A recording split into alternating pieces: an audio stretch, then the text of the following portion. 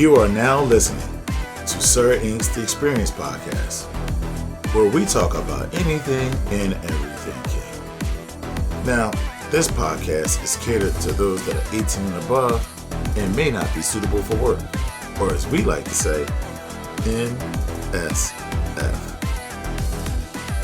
And remember, you can always listen to us during your private time. Hello, Kinky and King Cares folk out there. My name is Sir, and on this podcast, I'm bringing back my good friend, Slave Valkyrie, to discuss more of her update on her journey into the lifestyle, into the leather house, being collared. And as a special bonus, she is bringing on her madam on this podcast. And the madam is going to discuss what she saw in her that made her bring her in. Also, her ways of how she runs the house and how she runs her life and everyone that's involved in that house, figuratively and literally in the house. And how that works with the overall master, the madam's husband. And how does that work with jealousy and, organizational wise, and also all the wonderful events that they do within the community, and whether there are goals as well for this year as a collective. Now, part of this audio is a little swanky, a little bit, if I could say swanky, a little not choppy. But when you're doing podcasts over the internet, sometimes connections can be bad. But nonetheless, I'm going to bring this to you. You may hear a little bit of noise in there, a little bit here and there, but the voices are quite clear. You can hear us clearly. So without further ado, here we go. I hope you enjoy. And there will be a part 2 to this. There will be a part 2 because there's a lot to unpack. And I wasn't able to get to it within 1 hour. But again, here we go. All right, we back. Slave Valkyrie. We got to get the update. It's a lot. A lot's been happening. A lot's happened since the last time we talked in March. Was it March or February? February. There's a lot happened. A lot happened. So I'm on here now with you and your ma'am. Mm-hmm. And your ma'am looks a little younger than you. Let's talk about that. What? I just put a number. Everybody introduce themselves.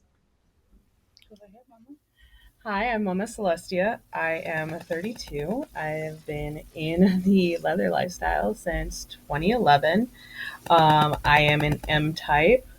I am a sadist. I love all things power exchange and authority-based relationships. I run Mast Oil City, Pennsylvania. I am the Power Exchange Powwow council member and an event coordinator. I've been a presenter, a house venue hostess, and I am the head of House of Kinky Misfits. That is who I am. Nice. That's a lot. That's a lot of responsibility there. Have you met my girl? Her name's Valkyrie. Yeah, She's a whole lot of responsibility. that's what I said. You got a lot of responsibility there. Okay. No, man with a whole lot of responsibility. Yes. A whole lot. Moving furniture by herself, trying to help. I'm all broken now. I know. I'm like, I can't do this. You're going to get squashed. Yeah, a whole lot of responsibility over here. So ma'am has a husband, Mm-hmm. and both of you serve him. No. I serve him. You serve him. Yeah. Yep. Me and my husband are co-heads of house. Mm-hmm. Okay. So he's a dominant and I am a dominant. Okay. He has a lovely little primal side that, takes a knee to me. Okay. I like We that. are very polyamorous. It's a very much polyamorous leather household. Okay. So are either one of you a switch or no? I'm a dominant leading switch, and so is my husband. Okay. He's a slave. She's a slave all day long. You remember I tried that whole ma'am switching Yeah. I know. I know you're a slave all day. I know that. So you said you got into it about 10 years ago. So you was in your early 20s. Yes. what have you what have you learned, I guess, since like when you first come in, you start learning some things, you have your ideas of what the lifestyle is, and then you get in it, and then you actually find someone, and then you know you're in it now. So and then like now you're in it to another level than a lot of people will ever be. But how do you feel from like your coming into it and being experienced as you are in it now? So when I first started, like you know, read the fictions and I was just like, it's gonna be unicorn farts and rainbow sprinkles, and it definitely is like not that. And that was that little lie to myself was abruptly like, no, hold on, don't be dumb, come here. And I was picked up by a leather household in Texas very, very quickly. And they were like, come here, child, let us, train you in the ways that thou shalt go. And I was very blessed for that. And I was a slave for some time before I transitioned slash. Right. And, the education that I had there was vital, just from tool knowledge to this is how things should be done, this is how things shouldn't be done, the ethics, the morals, the consent, um, just being able to be in that immersive experience as from the bottom side of the slash, from the right side of the slash, really allowed me to go and become a better, mistress and dominant to my S types, because I know what it's like to be there. Um, I've definitely learned as I've come up through community and I've grown. Um, there are things they didn't prepare me for as a female dominant. A lot of my peers and accountability partners and friends in the community are Okay. male dominance, and so I don't know a lot of female dominance. Okay. So I spend a lot of my time with my male counterparts, and I remember, I never had to fear. I'm a dominant, you know. And then one of them said, "Don't you know about Goddess Sadie?" And I said, "Who the hell is she?" Right. And when they told me that I always need to watch myself twice, Hmm. because as a female dominant, if I have male submissives, it's a very real chance that things like what happened to Goddess Sadie and her murder could happen. And so, like, a lot of my early years, these fantasies Hmm. that have been shattered, and now I'm very much more of, nah, we need to talk about the real, stuff, and we need to hold up, wait a minute, let's talk about consent, and let's get down to the nitty gritties, and let's talk about mental health, and let's talk about the physical and your metaphysical, obligations. We need to have a real, grown person conversation. Right. We're adults. This isn't unicorn, topia. Right. Let's have this moment of, we do adult things, and Right. adult things can hurt, and you need to be an adult, I need to be an adult. If you can't be an adult, my door is that way. Pack Right. shit. Right. Right. I like being direct. I like being direct. That's very and and dealing with women, you have to be real direct because if you're not, you allow them to cut out. You allow them to cut outside the lines. You just really have to be direct because women minds are just more expansive in that way, and men aren't, and dominant people aren't. When you're very focused on things and you have a lot of responsibility, you don't have time to waste a lot of mental energy on some pie in the sky and some. I thought you might have said no. You heard me clearly what I said. You know. I remember when I started my house in 2016, it Mhm. was one page of rules, very utopian. Just be a good human. Right. Respect, communication. These are basic things that we talk about 101. I now have 23 pages of rules, and Right. some basic things come with paragraphs just so they can understand to the Right. letter of the law. This is what this means. I Right. never thought I had to define honesty, but it's a whole paragraph. I don't have time. You want to be part of my house? Here's my rules. Right. Read it, love it, eat it, poop it, shower in it, like understand the assignment. That's beautiful. I love that. I love that. And so, is that something like when you brought Valkyrie in? Is that something that you gave to her first, or did your husband give that to her? Oh, No, I said I gave it to her and I said, "Why don't you look this over? Tell me if this is something you could subscribe to." we Okay. have been dancing for about 2 years. like vetting, and that 2 year rule. But I was bouncing from this one to that one, and that seemed right, and whatever. And she was like, and one day it changed back to Draconica. His house was gone, and she was like, "Oh, hey, what's up?" And it was the right time. And I swooped in. I was not I was not going to throw away my shot that time. Drove and picked her up and said, "Come on, let's go." And every year I revise the rules. I look over and I see what's working. And so she got the 2020 edition or the 2021 edition, and then she was there when we, as a household, went through the 2022 edition. Okay. So do you update the rules yearly or as you have to go? Annually. We do it annually. Annually. Okay. That's our New Year's Eve. Yeah, okay. Okay, but let's come into the new year with a renewed focus. With eyes wide open. This is what is expected. If you can't sign it, the door. And so I know one of the biggest things people have a hard grasp of, people in regular relationships and vanilla types. How do you reckon with jealousy? Who gets to spend time with master and all that? Who gets to spend time with madam? People, because people can't never. People are so, you know how this goes. People are so like, you're mine, she's mine, he's mine, and I don't really want to share him or her even with their friends. And so to have someone else in your house and be in a shared space, how do you work?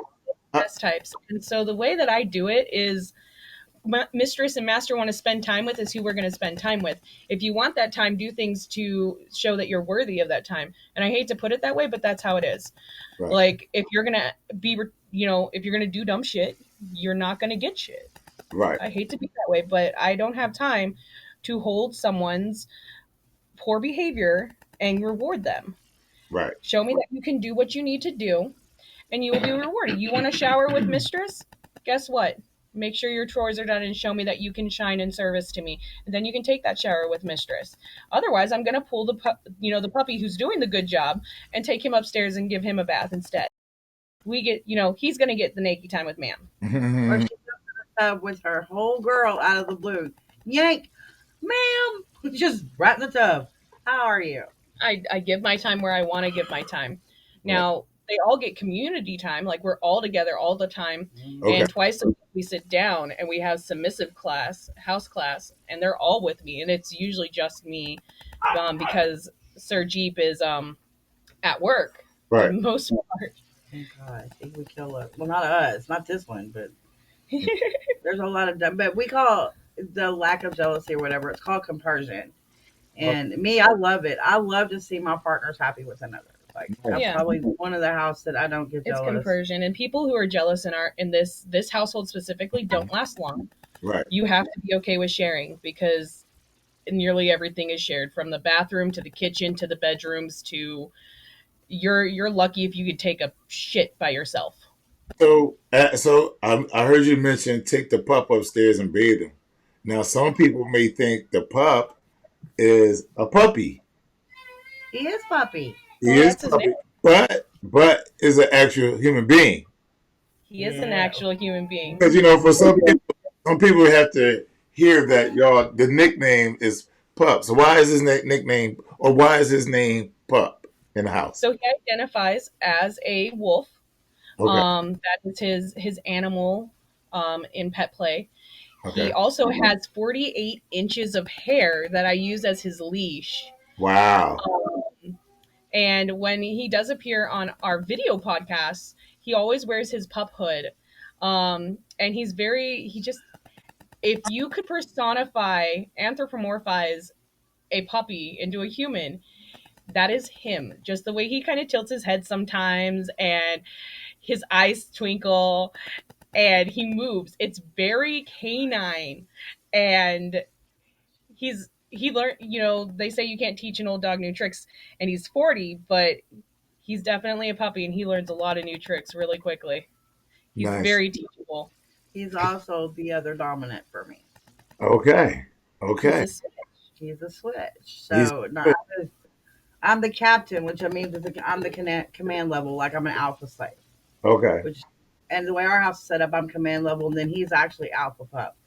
So it's a cute dance because on the chain of command I'm above him, Right. but when he has that role, it's like no. Once that bedroom time basically happens, he's like, boop, boop, boop. Oh yes, sir. And then they laugh, and then who knew? It took three. It Right. took three. Three for me. All good things come in threes. Absolutely. All good things come in threes. That's great. So so with the infrastructure, I'm very interested in that because, you know, blending power exchange with polyamory is a very I'm not going to say it's difficult. It's difficult to try to have polyandry, point blank. And then to put the kink and power exchange on top of it is even deeper because you have so many different personalities. So you have an alpha slave, then you have a pup, and I think the best thing about this lifestyle is people can be innately who they are inside, right? You're not if you're little, you're not ashamed if you want to get crayons out in the coloring book. If We have you one. if you want to be a kitten, it's okay for you to be a kitten and crawl on the floor licking a ball, like without any shame to that. And so, does it work best? Because it sounds like you have a really nice structure. How does that work? Like, I'm interested to know how that works now because I'm like, damn, I might need a little more structure in my personal life. But that sounds great to like. I've always thought about that. If I wanted to add more submissives in, how would I do that effectively and smoothly? So, an What would your best established advice be? I'm sorry. What would your best advice be? have an established hierarchy and established system of rules and protocols going into it. And so that already puts in place, like everyone knows their spot, which cuts out a lot of, well, oh, sir likes me better. I rub his feet better. Nah, Right. the existing girl already knows I'm queen. You're a princess. Back down. This is your spot. This is my spot.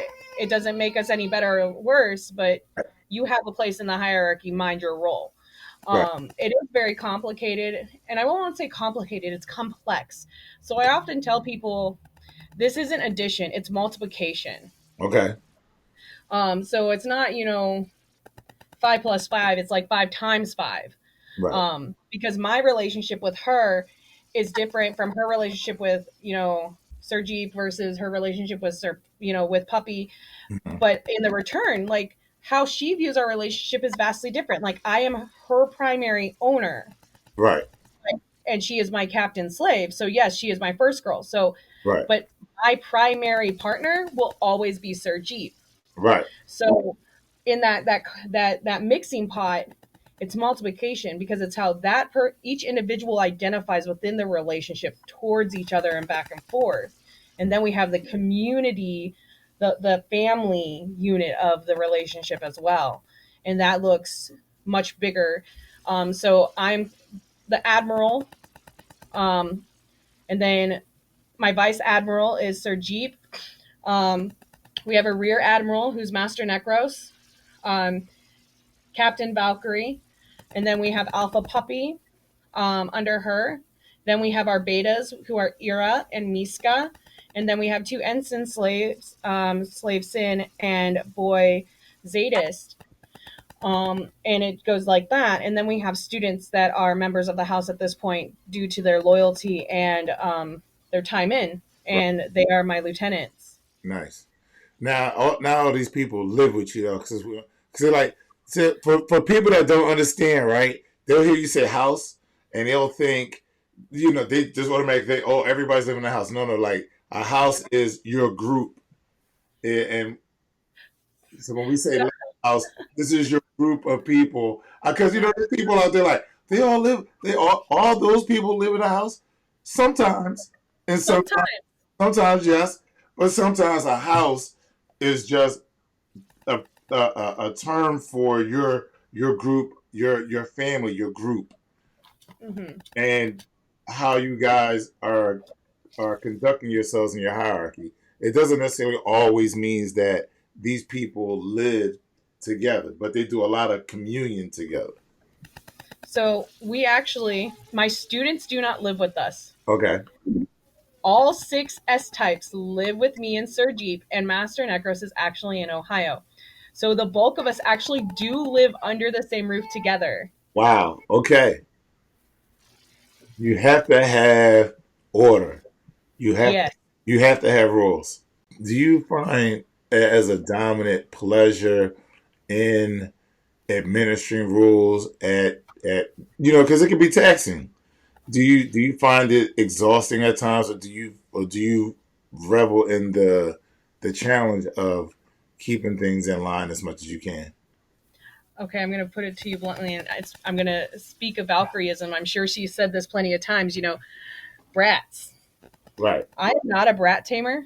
I Mm. don't like to have a constant power struggle within my power exchange. Mm-hmm. Like, we've already made this transaction, so you're going to either do what we negotiated, or hey, here's the door. Right. I don't have time for that. You agreed, you signed the dotted line, you signed not just my house rules but a personal contract with me. Nah, I don't have time. So yes, I like the structure. I like having that exchange and that authority. But if every day I have to correct and to punish and to discipline and to nag and lecture and bitch moan complain, that's a headache. And I don't have time for that. Again, be a grown ass adult, or there's my door. How many times a day do you yell my name? A lot. But that comes down to having a green submissive in our house. When submissives are green, that's something I can put up with because they're growing and they're learning. Right. That's the point of having a captain. I don't have to do all the work. Valkyrie, handle it. So Yes. And I can sit and do what I need to do. so that brings me to this question, because I know a lot of dominants feel the same way you do, and I feel that same way too. I can talk to brats as far as like giving advice and things of that nature, but I really wouldn't want to take a brat one for myself, because I'm the same way. I really don't want to have a struggle within my power exchange just because someone just wants to fuck with me. Like, I don't like that.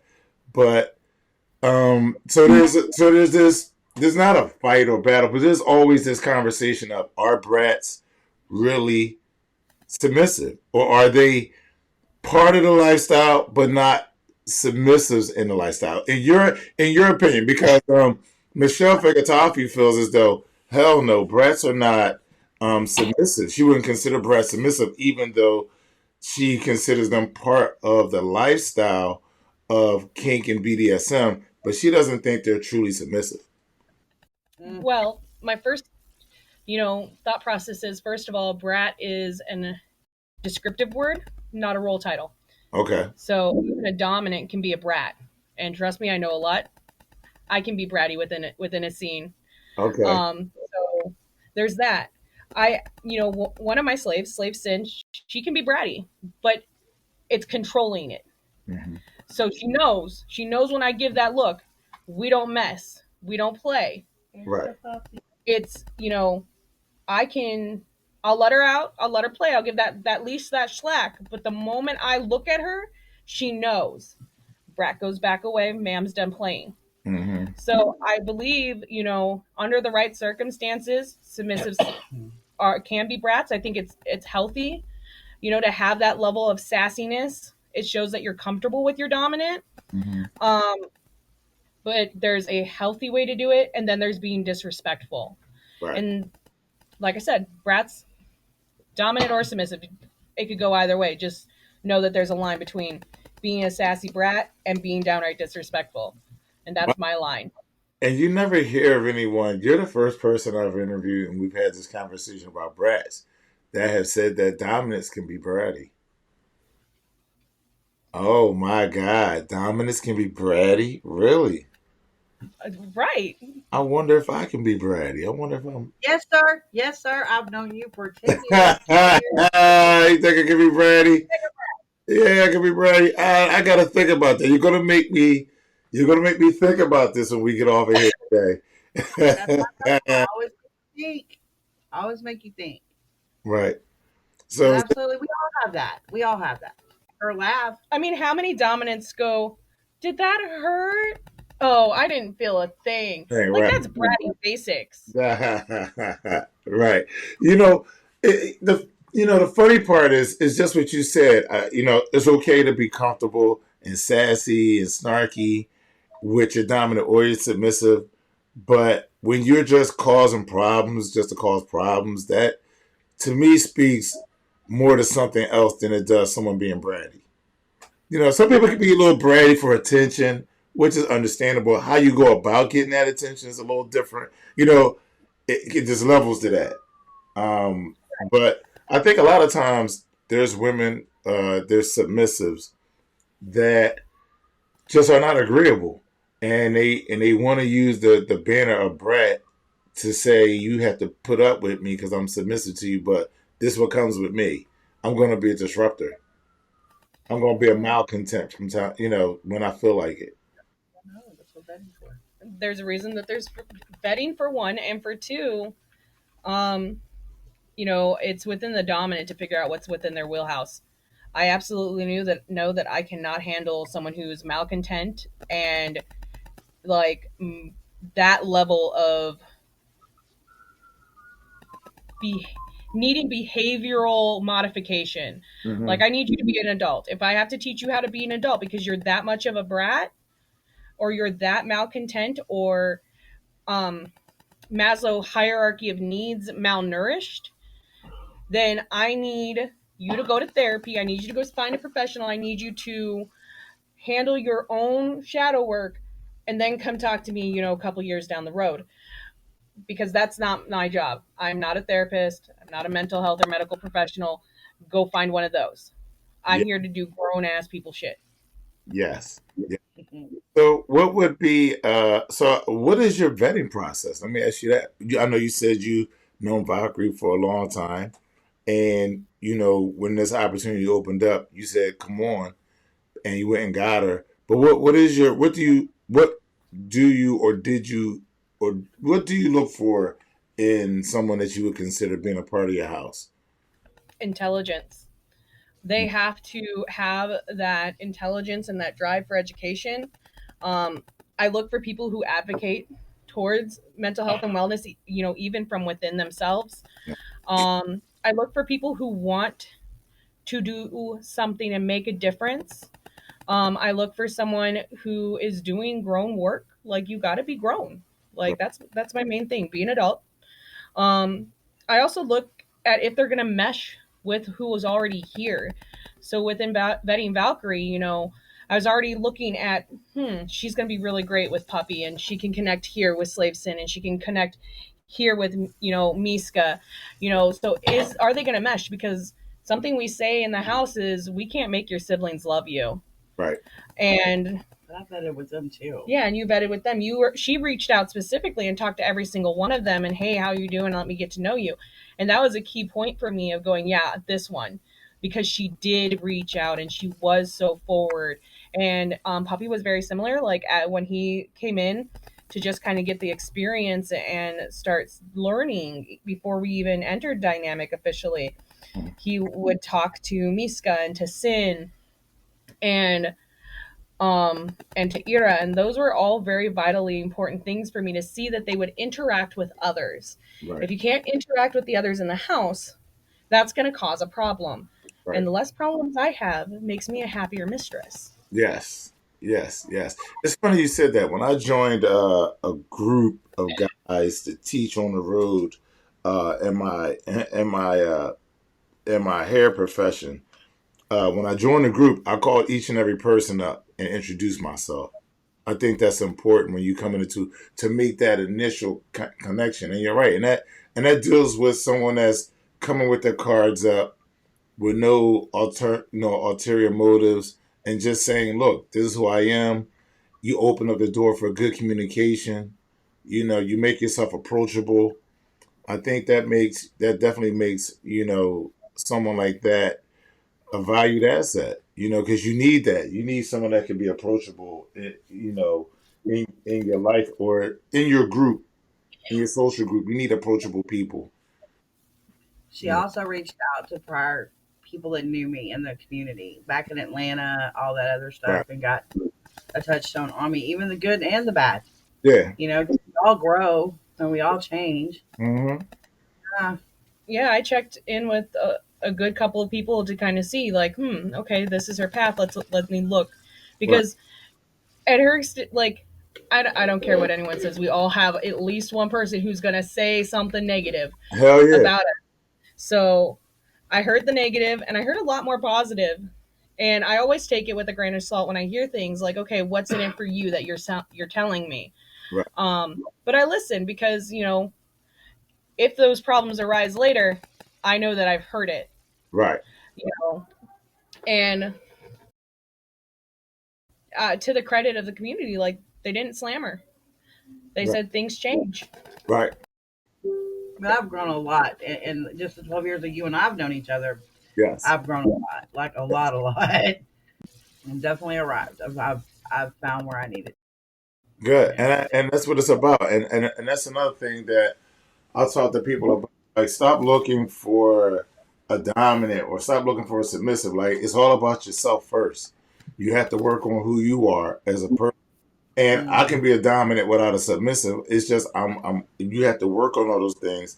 And then when you meet a submissive, then you can kind of flow. But if you're waiting to find someone to practice who you are, that's not that doesn't work. You can't be submissive when you want to be. You either submissive or you're not. Oh, You can't be God. dominant when you want to be. You have to be dominant all throughout, right? And so I talk to people like, look, it's a journey by yourself. But you have to be authentic, I think. You have to be who you truly are. I'm a slave. I tried that other hat on. Was I good at it? Sure. Did I like it? Hell no. Yeah. Mm-mm. So I know I'm a slave. I'm a power slave. I accept it. This Right. is who I am authentically every day. Right. I don't think I woke up any different since I've been here. Nope. And you just have to be authentically you, which is more like, because you use dominant and submissive, but Right. there is switches, and authentically they Right. do what they do. And if that's what it is, that's what it is. As long as you're being true to yourself and being a good human and being an adult, then you're part of the community. What's on your agenda for this year? What are some of your short-term goals? Well, the house is working on a book that we're hoping to get published. We have Valkyrie's collaring ceremony coming up in June. Her What? steel ring official ceremony. Okay. Um, so we have Power Exchange Powwow also in June, where her collaring ceremony is going to be, and that is my big. It's a big event for us, and it's the first one where I am the event coordinator, creator, and a member of the council. And then we have Wicked I'm in. competing at PEP as well. Yeah, you're competing at PEP. And in July, we're going to go for People Before Kink with the Kink Collective. And in August. That's with Master Joshua. Yeah, with Master Joshua's Kink Collective. They're amazing people. Amazing people. Yes, when my youngest had surgery, they actually came down and was very helpful. Right. Because this slave was losing it. She really did. I was not okay. And in August, we're going to be presenting at Wicked. And we're looking at a couple other events, possibly in October, going to DomCon. Where's DomCon going to be at this year? New Orleans. New Orleans. Is it? Yo, Yeah. let me know the dates on that. I may come down there for that. Someone just sent me something about DomCon online, but I couldn't see. They showed a picture of all the people outside of it, but I didn't see the date for it. So it's in October. Okay, Just had LA. right. So they did Okay. LA. So I saw LA. I saw the one that was coming up. Okay, I saw the one that was coming up in LA. That's what I saw, the picture of all the people outside.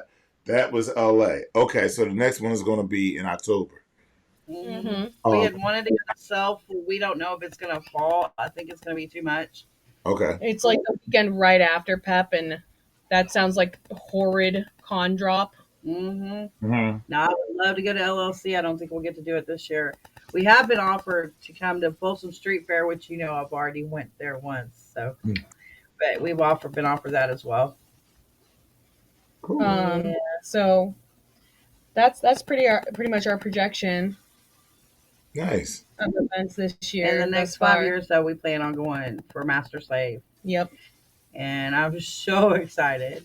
Definitely excited to get that leather title and to be able to step back into my community, which I have. Right. And the community has accepted me home with open arms. I have never been treated with so much respect and tears and all of that. Now, how People that long? I've respected for so long and How long to does reach how long does a process normally take to get accepted into the community, into the leather community? I mean, I've never had a giant um, problem in community. Um, you show up pretty much, show and out.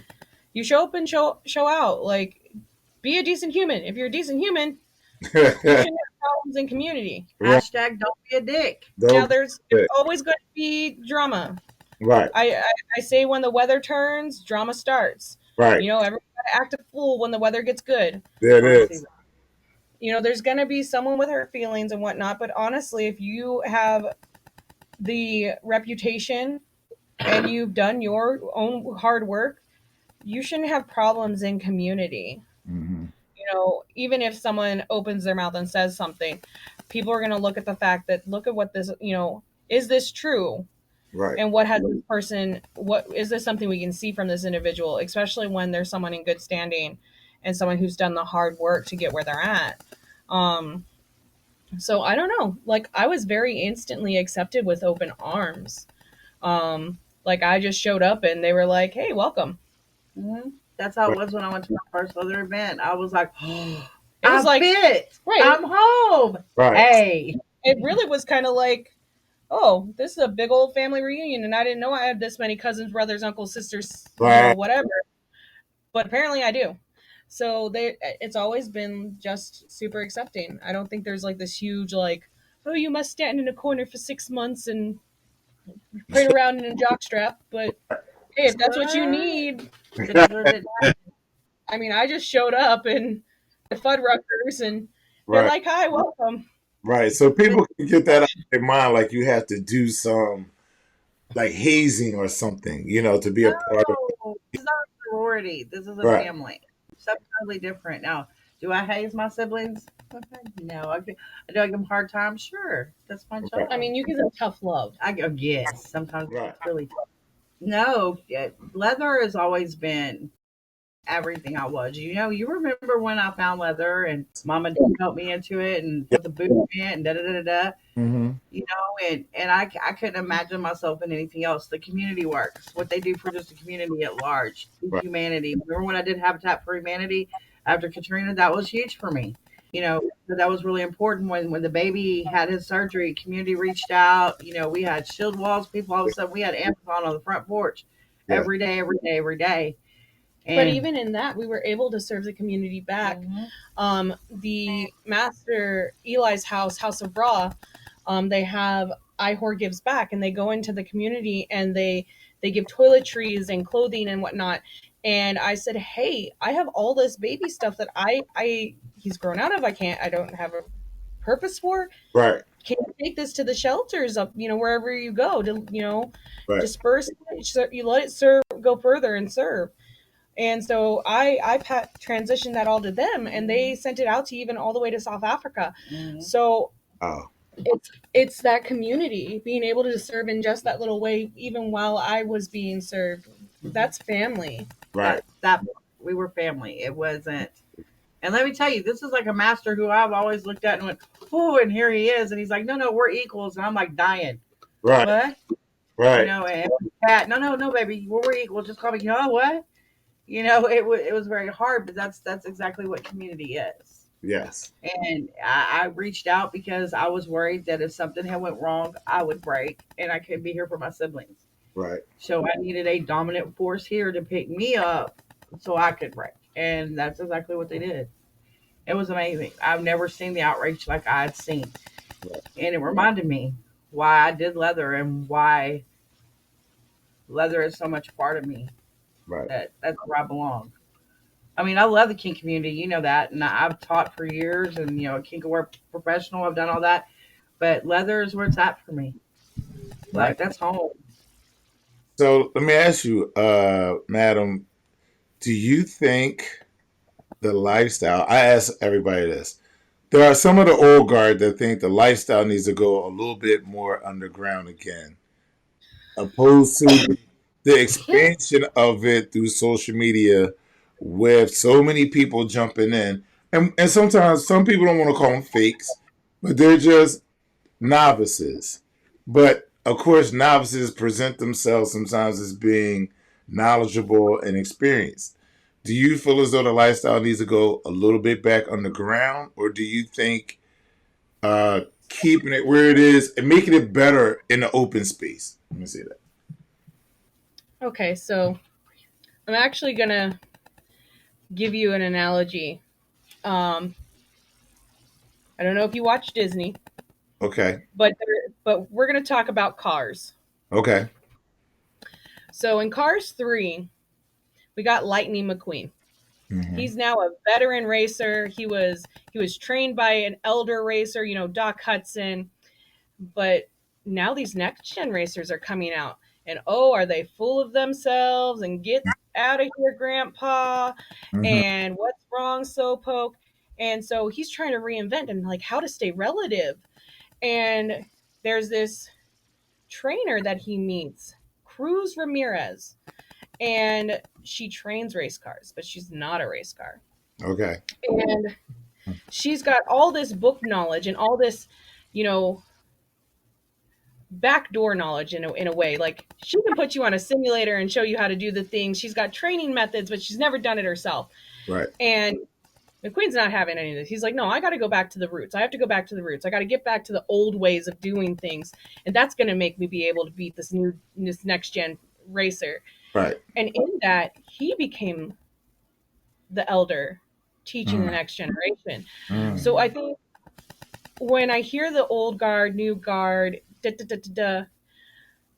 Hardy Haberman puts it best. We're going to be somebody's old guard. Yes. We're all going to have that next gen racer, and we're going to have to find that diamond in the rough like Cruz Ramirez. And that one's thriving and thirsting for knowledge and wants to be that race car that they never got to be. And they're just waiting for someone to pick them up. So while I agree that there needs to be, and I'm going to say the bad word, gatekeeping. Right.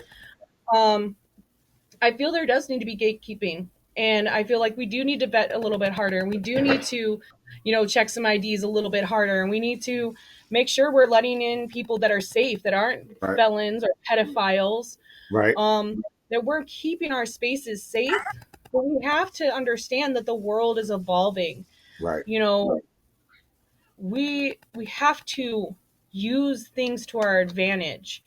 The reason Next Gen was faster is because they used science in the movie. So we have to be prepared to be the next guard and to let go and let them. But also make sure we're doing what we can to keep our spaces safe. Right. That means gatekeeping. That means looking at the socials that we're doing, having heavy vetting socials. No, you can't come to a party unless you can come to 4 socials. That's 4 months in some groups. Invest in your lifestyle, invest in wanting to be here. Show us that you're gonna be here. Like, I don't want anyone just walking in my door if I'm a dungeon owner. I want to make sure it's quality people. Right. So when Joe Schmo is flogging his girl and she calls red, he isn't still swinging. So I think there should be definitely a harder vetting process and keeping that gate a little bit better for our people. Valkyrie. And this is not me rebuttaling against her. However, I think a lot of us would get lost. Today I would be considered a unicorn, definitely. And the lifestyle, not as a third or whatever, but a slave of my mindset is not really out there anymore. And I feel like on my journey, it's not so much to hold because, I'm 51. I've been in this like 30 plus years.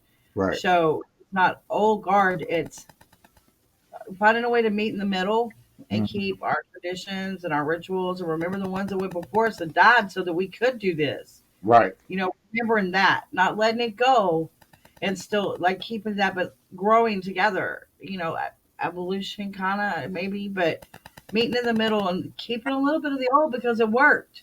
Yes. But allowing everyone to grow because things are different. Like when I started, there was no internet. So for me, this online stuff is what. However, it's been beneficial for a lot of things. So like especially during COVID, I was able to teach. I was able to do Right. that stuff. Right. So I mean, to still keep some of the old traditions and the protocols and the beauty within it. Maybe not the mess ups, because even old guard has what you. Why would you do that? Because Right. old guard says I can't serve leather. Right, but I think, like, to Hardy Haberman's credit, we're all going to be someone's old guard, and we have to understand that there is going to be an evolution. And in Vincent L. Andrews' book, he explains, we have the roots. We have a root structure that our elders are our root structure, but we have to give them wings to let them grow, let them bring us into another generation. And Right. ultimately, using the cars analogy, we all got wheels. Right. Yeah, just be the branch. We all got the wheels. How we utilize those wheels is going to be different. Okay. And that track is going to stay the same no matter what. It's 200 laps. It's a wonderful circle. Right. So at the end of the day, a lot of things can't change and shouldn't change. Right. But we need to get better at doing them. Like, we weren't talking even 10 years ago about mental health, and now we have ThriveCon. Right. So yeah, we gotta look at the positives and use that. No, I agree 100%. I agree 100%. Yes, I believe there needs to be some connection between the old and the new. And I think what happens is when you're the new, not to their fault of their own, they want to make it their own. And I think sometimes they can understand how some of the old traditions, some of the old ways, there's a reason for them. There's a reason why they work. And maybe you don't take the wheel, you don't have to recreate the wheel, just paint it a different color. I think a lot of times new people in anything, even in barbering, new barbers just do stuff. And I'm like, y'all just doing stuff and wasting motion, wasting time. But it looked good on YouTube. It looks good on Instagram. But someone that knows the fundamentals is like, yo, you're just spinning your wheels. But it's all for show and glow. For someone that doesn't know, they're wowed by it. But people that know, you're just wasting. Right. Effort. So well, it's like a new dominant with a flogger, and they're cranking their arm back, and they're like moving it every which way. Baby, it's all in the wrist. It's all. You don't have to do all that. And but that's why we have mentors, and I'm gonna be that person.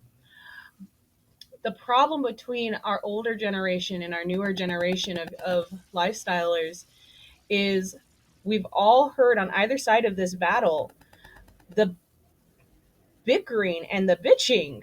Yes. The older generation is like, oh, those young whippersnappers, da da da, they don't know nothing, blah blah blah blah blah. They cancel culture this and this and blah blah blah blah and bitch bitch bitch bitch bitch. They don't know nothing and they ain't worth nothing.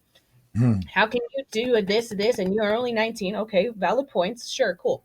But on the other end, we've got the newer generation going, oh, that's the geriatric kinksters. Oh, go home. Isn't it past your bedtime, Grandpa? So they're both feeding this war. Right. And really, it's asinine. It is. And if they could just simply stop and realize that there's a reason and a method to the madness of the traditions on both sides. Yes. The old generation has to find that diamond in the rough and train that one person. Bring one, teach one. And the new generation needs to shut up and sit down and take a lesson. Right. Because the school of hard knocks sucks. Right. Yes. I was new once. I thought I knew it all. I thought everything was unicorn sprinkles and rainbow farts and everything else. And I got knocked down a peg. I was smart enough to listen. Yeah. You got to be smart enough to listen. Yeah, I think what people discount is everything that we're talking about is all just relationships. And people struggle to have one relationship with one person.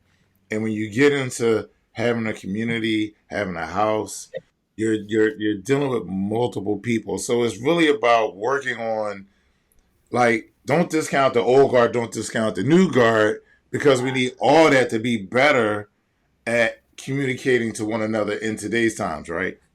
Like you said, before you would teach a different kind of way, we would have to meet up, but now you could do it via Zoom, via, all this, technology, and that makes it great. And I think at another point, it kind of hampers relationships because people get lazy. They don't want to meet. I've seen people have online relationships for 3 years and never meet. And I'm like, how can you really serve if you never really meet? I see if y'all meet a couple times a year, but they've never met. And I mean, I just think that's a very difficult thing to do. You can definitely form a great connection, but to me, I actually need to, put hands on you, put eyes on you, sit and eat with you. I think people don't understand the communion between sitting down and eat. So I love when you said, madam, that you guys sit down as a group, as a family, and eat and talk 2 times a week. I mean, I think that's great. Well, we eat together as a family every night. Oh, Class is 2 times a week. class is 2 times a week, y'all eat. And I think that's great. Communion is great. It really is bonding. I don't think we discount sitting down at a table and eating together as But we even in the early stages of vetting, you know, sitting down with a person and eating can tell you a lot about them. yes. Yeah, Especially in a restaurant, how they treat service staff and how they eat really has a lot to do with their character. So I think that's key and part and parcel within community. It's a sacred act, and so people often go, "Why do you have a potluck in your event?" Well, because breaking bread is sacred. Bring me some of your energy, even if you just went to the store and bought me that meat tray. You right. spent energy to go buy that meat tray. Yes. If you want to spend the energy and make me make the event cupcakes. Cool, you made cupcakes. Right. Give me that energy. Break bread with me. Right. Bring And and a lot of dungeons and spaces don't do that anymore. And so it's dying. And I don't think they understand how sacred and how beautiful that is when right. you're sitting there and you're eating, Mother Superior's homemade cupcakes and you're like, oh, this is great. And she's like, oh, you like them? And you see that woman's face light up. Right. Yeah, it's great. And people are getting away from that. And I think it's terrible, personally. Yes. Breaking bread. We owe this now. We got to meet up. Yes, we gotta meet up. We gotta meet up. We gotta break bread. We gotta have some libation. I'm gonna bring something to the table. That's what we do. And that's how I was raised. I was raised with, if you get invited to a place, especially someone's home, you bring something with you, a bottle of wine, like you said, food, or if you come um at the last minute, like someone just come on over, like still offer something, like, can I give you some money toward the night, or can I get some ice or something? Like, that's just how I was raised. And I was raised, whatever you come with, you leave it there. If you come with a bottle, leave the damn bottle. Always, as you said, if someone comes to my shop and they bring a bottle and they take the bottle with them, we look at them sideways. Like what? If they come empty-handed and leave with something, we look at them sideways. So or if you come with a lot and you leave with something, I'm not mad at you. But I had a friend bring a guy to a barbecue, and his cousin bought nothing. Then at the end, he was walking out with 2 bottles of beer in his pockets, and I looked at my boy like, he's taking one for him, one for his girl. But I'm like, he ain't bring shit. He's sorry. I'm sorry. I'm like, listen, that's cool. He just can't come back again. He got that one. He got it this time. But he's just not. You can't bring him. You can't bring him back. You just can't. You just Right. can't bring him back. If you bring a case of beer, like if I bring a case of beer to like your barbecue, I'm not going home with that beer. No. But if you're walking out with a couple of beers, I don't care because you actually brought something to the party. But to come empty-handed and then leave with something, it's like, I don't know how these people but it says a lot about their character. Like, now I know I can't really. Also, how they were raised. Some people were not raised with that as a cultural norm for them. Right. I was raised in the South, and that was, you didn't show up at grandma's empty-handed. No. Oh, look, I brought you this, grandma, I brought you that. It was cultural for me to show up and, whether we were making borscht for dinner or whatever. Great. Nana, I brought you beets so you can make borscht. Right. I hate borscht, but I still brought her beets for Right. multiple years of my life while she was alive. God rest her soul. But you bring something to the table, and that carries over into your adult life, what you learn within your lived culture and experience. Right. So I know y'all have class time in a little bit. So let me just open it up now so you guys can say something. First of all, well, let me before we even get into that, I absolutely we have to do another one.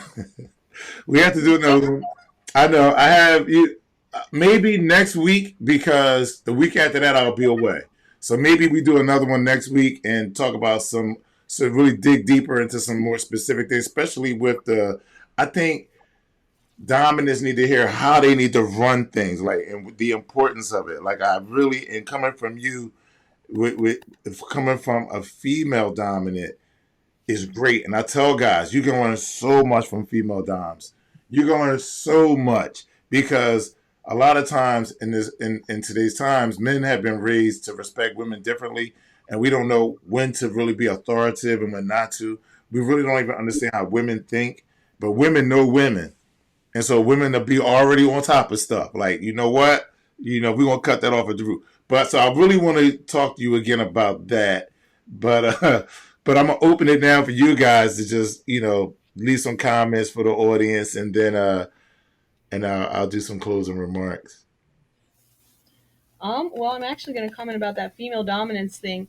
Um, I think another thing is that a lot of us female dominants started on the other side of the slash. So if you got, I get a lot of the times, how do I handle my S type with this problem? And I sit there in the back of my brain, I'm like, boy, if you had only been hit with a flogger one time in your life, maybe you stand. Um, but I do, a lot of my male counterparts come to me and ask me questions, and I'm like, well, and I attribute it to the fact that I was submissive. I was a slave first. Um, even more so than my gender. I was a slave first, so I understand more what my S types go through because I've been through drop, I've been through crash, I've sat that side of the slash, and those are things that are vastly different than being a dominant Right. and having that knowledge. If I was going to leave something to the audience, I would just definitely say, be kind to yourselves, be authentic to yourselves, and give everyone the benefit of the doubt. You never know what you can learn from someone, whether they're 2 minutes in the lifestyle or 200 years in the lifestyle. You know, do your community the justice it's due and do the hard work. Show up and show out for yourself and for the community because we need those people. Valkyrie. As always, like I tell the S types out there, be authentic, be selfless, take the time to get to know yourself, know your worth, vet a dominant, and it's okay to say no. It is okay in that vetting process to remember that consideration is considering both sides. Frenzy's a Mm-hmm. thing. That's you talked about dominance going, oh, I gotta have somebody dominate. That's frenzy, and you need to close that down for a minute. Right. I used to be that slave. We all know that would sit in the corner in the bed. They're like, give that baby something to do.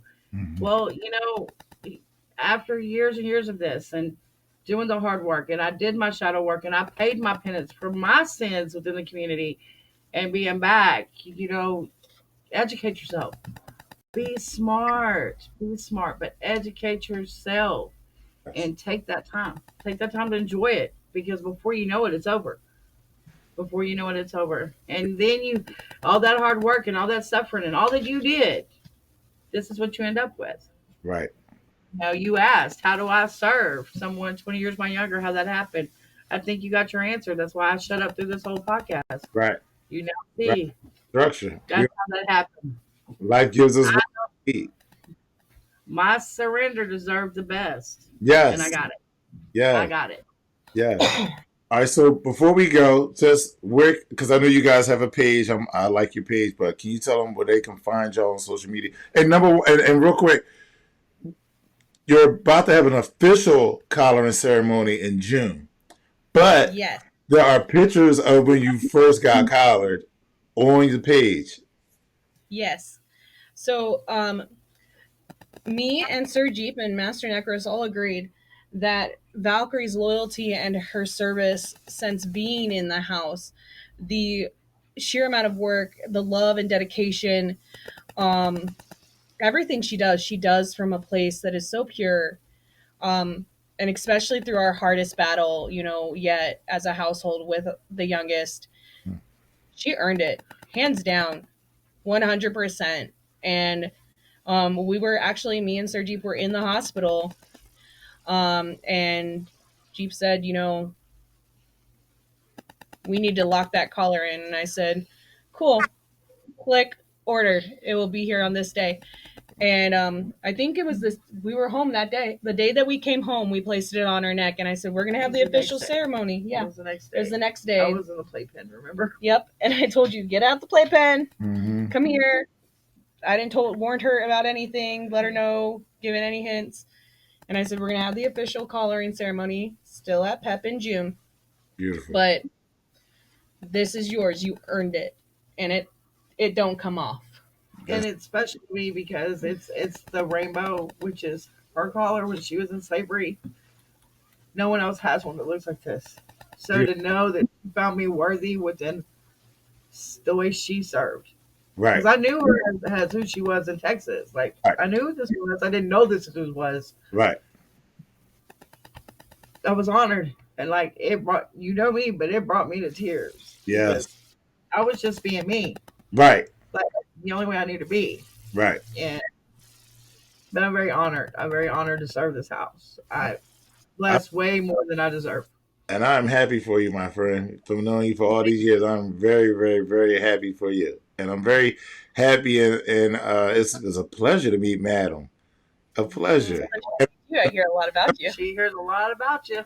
Yes, and I definitely have you guys on again. But tell me tell everybody what's your page so they can come follow you guys. So we have the House of Kinky Misfits, and that's how you can search us on Facebook, YouTube, and TikTok.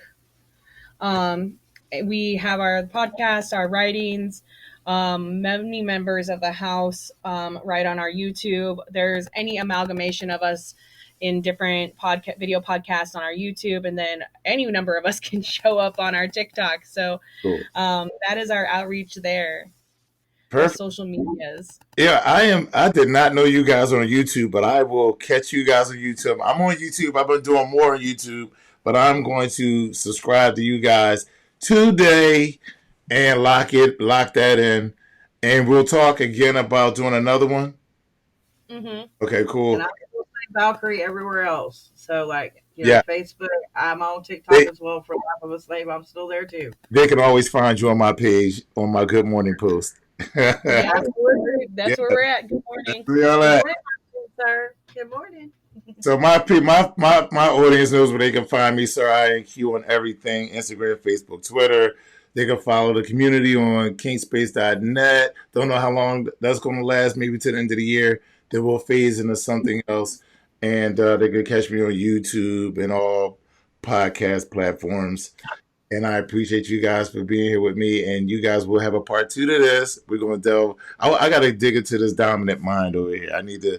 Not a problem. So, look, I'm gonna have my notepad out for the 30-year-old. I need to get some. Let's do this. Let's do it. I need some get them in line tactics. You're welcome. You're welcome. Love you guys. Have a good class. Until next time.